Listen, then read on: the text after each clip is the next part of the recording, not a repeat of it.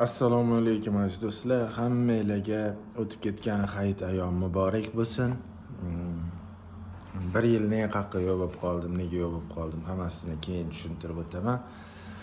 Shu esingizda bo'lsa, hayit bayram bundan oldin 30 kun qilib belgilab qo'yishardi. 4-5 yil oldin, balki 1-2 yil plus minusi bor.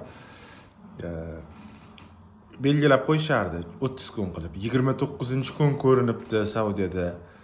Oy ko'rinibdi desa ham, o'zi haqiqatda hayit nishonlanadigan kun ham oxirgi kun qilib roza tutardik.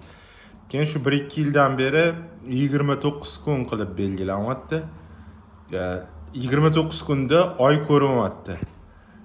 Shunda ham hozir O'zbekiston, boshqa davlatlar noto'g'ri belgilayapti. Nimaga? Oldindan belgilab qo'yishyapti. Как будто oldindan basharni biladigandek. U o'zi normalda qanaqa bo'lish kerak? Oy ko'ringanda belgilash kerak. Yo 29 kun bo'ladi, yo 30 kunda oy ko'rinadi. Yo'q, oy 29 kun degan Rasulullohning sahih hadislari bor. Agar bu yil 29 kun belgilab qo'ydi O'zbekiston, 30 kunda ko'ringanda nima qilardi? O'z dunyo miqyosida roza tutadigan kuni hayit qilib nishonlarmidi?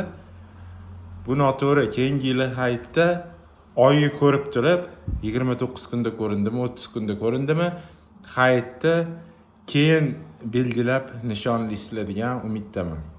Endi montajlar yo'q, chiqir videolarimda, lekin ma'no bor gapda.